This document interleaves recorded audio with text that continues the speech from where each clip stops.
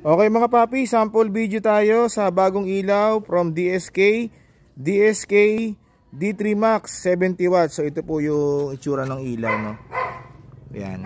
So kung alam nyo yung DSK na D3, ganun pa rin siya, pero mas lumakas na po dahil 70 watts na po ito kada isa.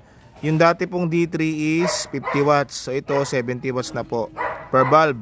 So ito po yung box DSK D3. So ayan, nakalagay dyan 70 watts.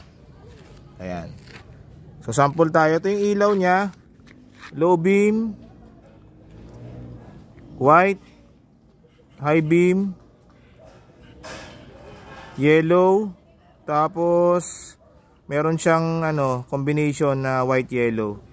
Yan, napaliwanag. Off.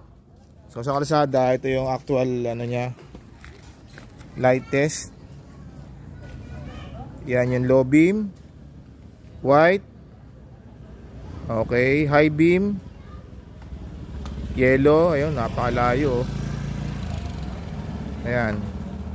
Tapos yung optional white and yellow combination. Yan. Off. Ulit. Low beam. Yan. White. High beam. Yellow.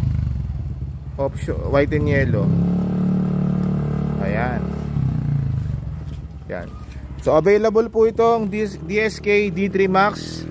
Limited stocks pa lang. So gusto niyo pong mauna, punta lang po kayo rito sa Scooteristas online shop.